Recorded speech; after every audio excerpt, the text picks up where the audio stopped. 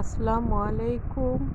আজকে আমি দেশি পুঁটি মাছ, সরপুঁটি মানে এগুলোন ভাজবো অভিনব কায়দায়।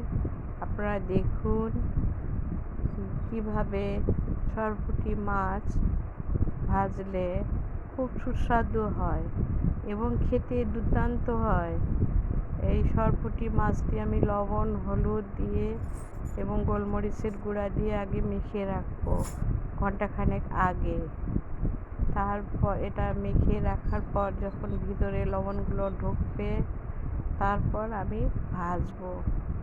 দেখুন এতে মাছের খুব টেস্ট হয় এবং মাছটা মচমচে হয়। এই যে ফ্রাই প্যানে তেল দিয়েছি, মাছগুলো ভাজতেছি। মাছগুলো প্রথমে একটু হাই ফ্লেমে রাখতে হবে, শেষের দিকে এসে মাছটা লো ফ্লেমে রাখতে হবে, তাহলে মাছ ভাজাটা সুন্দর হবে। যারা নতুন গৃহিণী তাদের জন্য এটা ভালো একটা পথ নির্দেশক। আপনারা এই দেখুন পেঁয়াজ কাঁচামরিচ দিয়ে হালকা হালকা আছে ভাজতেছি। মাছটা ভিতর থেকে ভাজা হবে এবং মচমচে হবে, খেতে খুব ভালো লাগে এভাবে মাছ ভাজলে। আপনারা প্রথমে দিয়ে একটু জালটা বেশি করে দিবেন, তার শেষের দিকে একটু কমে দিবেন। এই যে আর একটু পেঁয়াজ বেশি করে দিবেন। আর কখনো মাছ ভাজিতে আপনারা শুকনা মরিচের গুঁড়া দেবেন না।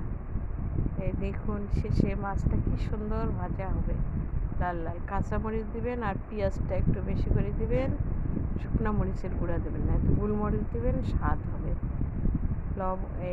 এই দেখুন মাছের কালারটা দেখুন কি সুন্দর হয়েছে। আর যদি শুকনো মরিচ দিতেন তাহলে মাছটা কালচে হয়ে যেত। এই জন্য মাছে কখনো শুকনো মরিচের গুঁড়া দিতে নেই, বিশেষ করে ভাজিতে। ঝোলে দিতে পারেন, তো মাছ ভাজিতে কখনোই আপনারা শুকনো মরিচের গুঁড়া দেবেন না। আর খুব হালকা আছে মাছটা ভেজে নেবেন। দেখুন কি সুন্দর কালার হয়েছে, মাছের ভাজিটা দেখতে অপূর্ব হয়েছে। মাছের ভাজি খেতেও মচমচে হয়েছে, দুর্দান্ত।